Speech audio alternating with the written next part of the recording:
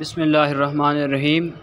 اب آپ عزیز احمد کے ناولچ جب آنکھیں آہن پوش ہوئیں کا چوتھا ایپیسوڈ سماعت فرما رہے ہیں۔ آدھی رات کو خاموشی چھائی ہوئی تھی، یعنی اگر ارد گرد میں خاموشی ممکن ہے، کیونکہ گھوڑوں کے ہنہنانے اور کتوں کے بھونکنے کی آوازیں لگاتار آ رہی تھیں۔ تھوڑی دیر کے بعد نقیبوں کی گشت اور ان کی تلواروں کے کھڑکھڑانے کی آواز آتی۔ خیمے کی سیاہ اطلسی چھت کے نیچے قالینوں کے نرم فرش پر سرائے ملک خانم غافل سو رہی تھی۔ تیمور نے اس کے جوان خوابیدہ مقبوضہ حسن کی طرف دیکھا اور پھر شطرنج کی بازی میں محو ہو گیا جو وہ ہمیشہ کی طرح اپنے آپ سے اکیلا کھیلی کرتا تھا، اور پھر اس نے ایک ہاتھ مار کے تمام مہرے بکھیر دیے اور اپنے اور سلطان حسین کے متعلق سوچنے لگا۔ یاد کی بساط پر اب ایام کے پٹے ہوئے مہرے پڑے تھے، جو دن کو تو فوجوں کے کوچ، تلواروں کی چمک، ڈھالوں کی کھڑکھڑاہٹ اور رزم و بزم کے ہنگاموں میں یاد نہ آتے، لیکن راتوں کو بے شمار ستاروں کی طرح نیلگوں جاویدانی آسمان کے پردے سے جھانکتے، جگمگاتے اور چھپ جاتے، گویا دن کی ساری مہم رات کے ان گنت تاروں، ان ایام، ان یادوں سے فرار کے علاوہ کچھ اور نہ تھی، اور وہ جس کا ثانی عمل اور حرب اور دن کی دنیا میں کوئی اور نہ تھا، رات کو وہ بھی ان بے خواب ستاروں کے آگے بے بس تھا، کیونکہ ان گزرے ہوئے ایام کی ہر بازی، خواہ وہ جیتی ہوئی بازی ہو یا ہاری ہوئی، دراصل ہاری ہوئی بازی تھی۔ ہر روز جو ختم ہو چکا تھا اب نیلگوں جادوانی آسمان پر تازہ بن کے چمک رہا تھا، ایک شاہ مات تھا، اور ہر ستارہ اس طرح جھلملاتا جاتا تھا گویا یہ کل ہی کی بات ہو، اور ہر ستارہ کی چمک ریا کی، دغا کی، فریب کی چمک تھی۔ اور بابا زین الدین کے الفاظ، آج کے الفاظ نہیں، کئی برس پہلے کے الفاظ، جب جہانگیر شیر خوار تھا اور الجائی حسین حسین تھی، جوان تھی اور زندہ تھی، یہ الفاظ کہ چغتائیوں کا خان تو تغلق اس طرح ہمارے سروں پر نمودار ہوا جیسے شہباز کا فوری پر جوڑ کر قمریوں کی ٹولی میں آ گرتا ہے، اور چچا حاجی برلاس نکیلی داڑھی کر، نجی آنکھیں، مکرو دہانہ کی بدحواسی اور ریاکاری۔ تیمور، میرے بیٹے، تیرے باپ تارگائی کے مرنے کے بعد میں ہی برلاسوں کا سردار ہوں، یہ بھی کوئی شک کی بات ہے؟ بزدلی کے پسینے کے قطرے، بایزید جلائر، تیری بیوی کا چچا ہمیں دھوکہ دے چکا ہے، کہہ گیا تھا کہ خنجدہ پر وہ جم کر چغتائیوں کا مقابلہ کر لے گا، لیکن اس نے پہلے ہی تغلق خان کے اردو میں پہنچ کر چغتائیوں کی اطاعت کر لی، اور ماورا اور نہر میں مقابلہ بیکار ہے۔ چل ہرات چلیں، اور جتنے بچے، عورتیں، مویشی ساتھ چل سکیں ہرات لے چلیں، سمرقند جانیں اور اس کی قسمت۔ ویسے سمرقندیوں نے ہم برلاسوں سے کون سا اچھا سلوک کیا جو ہم لوگ ان کے لیے اپنی جانیں خطرے میں ڈالیں؟ سمرقند اور کرشی اور شہر سبز کوٹ کو لوٹ کے چغتائیوں کا جی بھر جائے گا اور وہ اپنا راستہ لیں گے۔ تیمور نے اسے ٹوک دیا۔ کیا کہا آپ نے؟ شہر سبز، جہاں میرے باپ کی ہڈیاں دفن ہیں؟ اور وہی دن تھا جب سلطان حسین سے اس کی رفاقت کا آغاز ہوا تھا، رفاقت اور رقابت دونوں کا۔ اپنے خیمے پہنچ کر اس نے الجائی سے کہا تھا، تیرا چچا چغتائی مغلوں سے مل گیا اور میرا چچا ان سے بھاگ کے ہرات جا رہا ہے، میرے خیال میں تیرا چچا زیادہ عقل مند ہے۔ الجائی نے جہانگیر کو، جو ابھی چھوٹا تھا، اٹھا کے پیار کیا اور اس طرح پوچھا جیسے یہ کوئی بالکل معمولی سی بات ہو، اور تمہارا کیا ارادہ ہے؟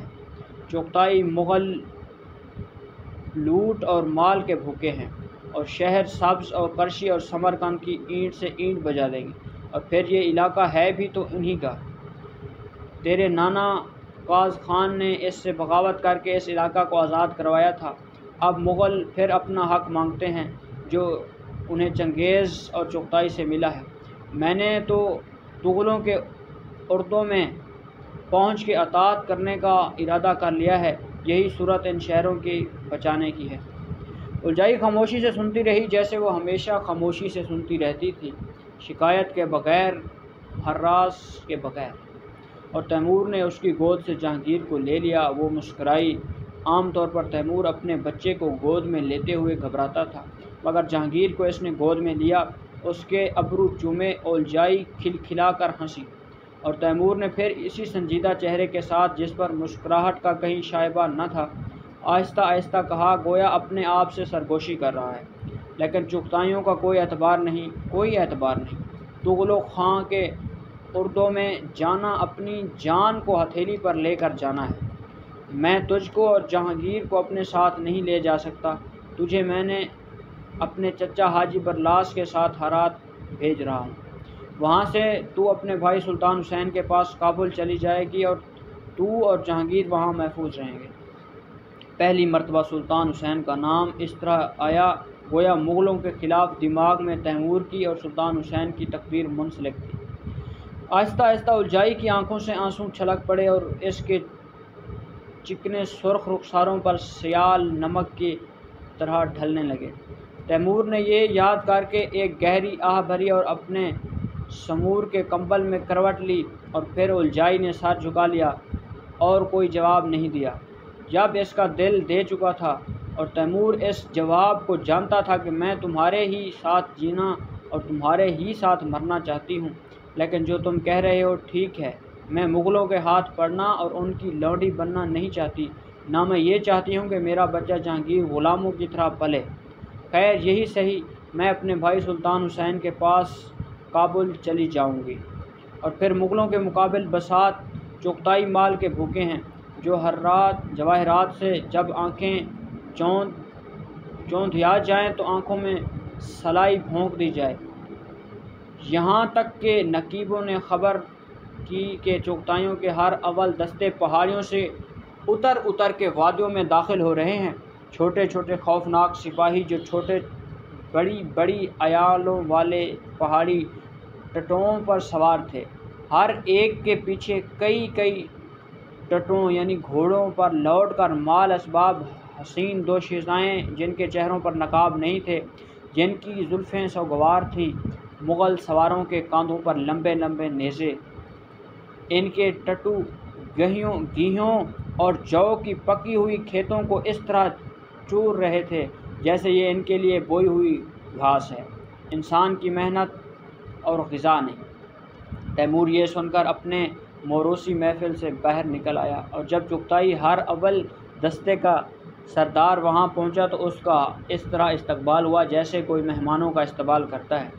ضیافت کے لیے دسترخوان بچھے، مسلم بھیڑیں سچے کوئلوں کی آگ پر بھونی جانے لگی، چاولوں کے بڑے بڑے خانوں پر میلے گرسنا ہاتھ بڑھے۔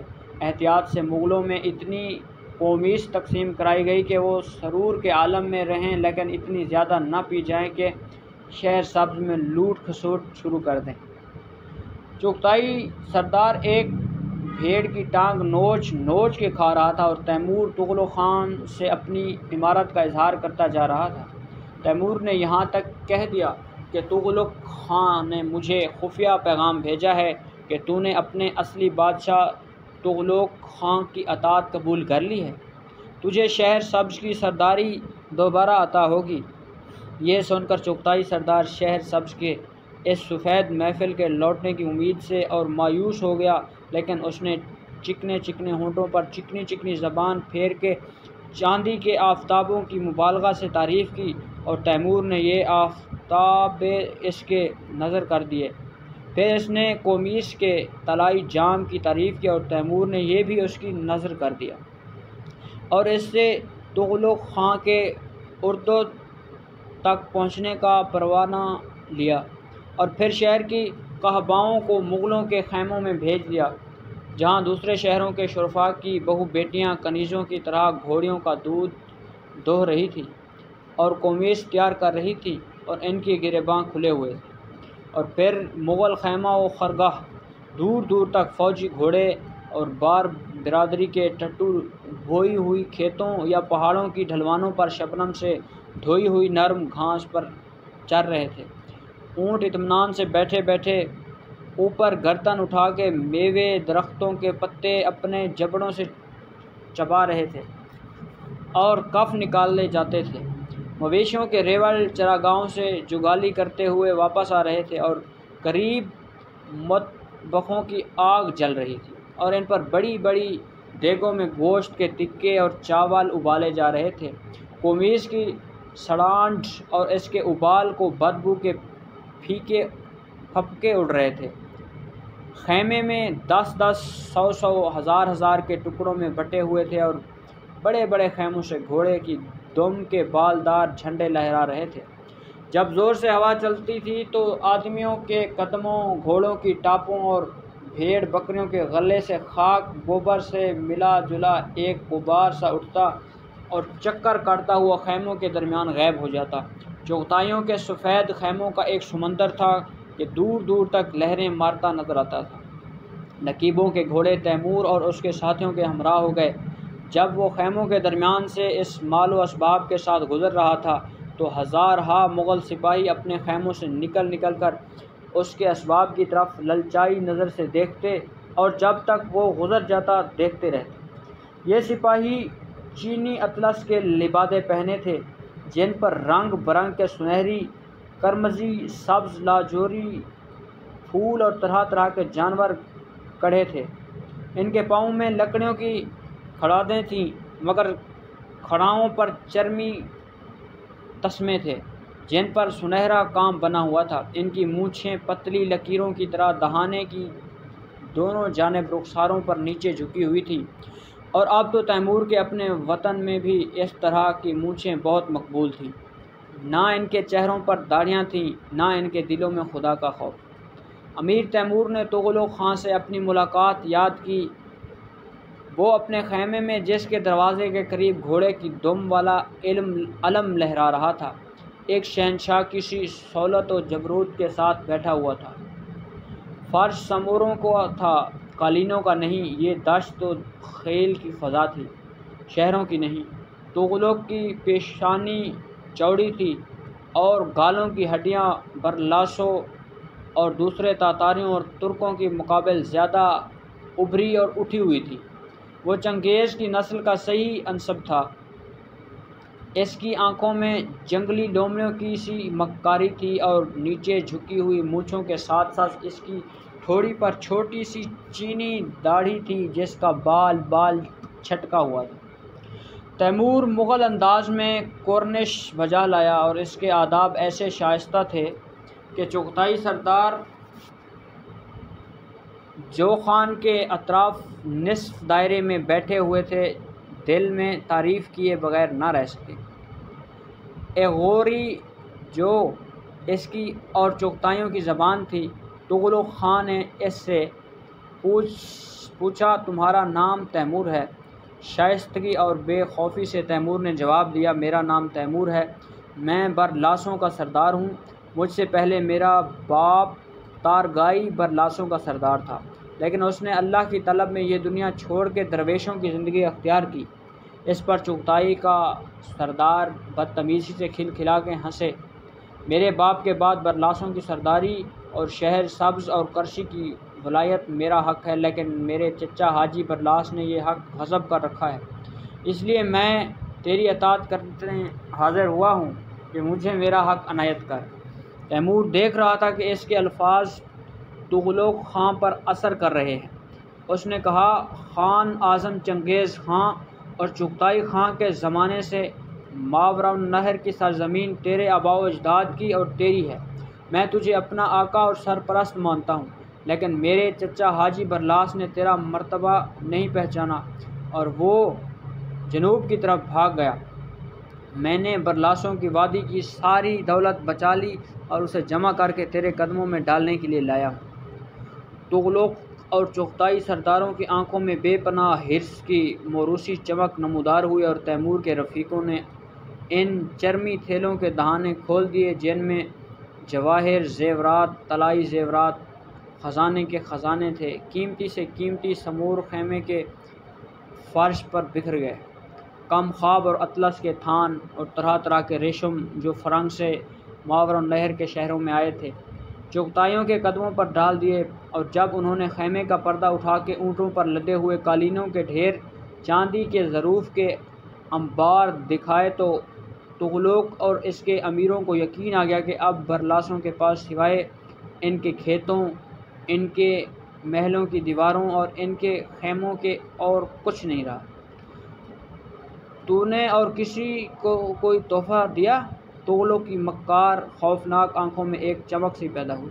تیمور نے اسی بے خوفی اور بے تکلفی سے جواب دیا، صرف تیرے 3 سرداروں کو، ایک جو مجھے شہر سبز میں ملا اور جس نے تجھ تک پہنچنے کا پروانہ دیا، دوسرے وہ اور سردار جنہوں نے تجھ تک پہنچنے کا راستہ روکا۔ تغلق نے بگڑ کر کہا، یہ یاسائے چنگیزی کے خلاف ہے کہ انہوں نے تجھے ستایا اور خان کے حصے سے مال لیا۔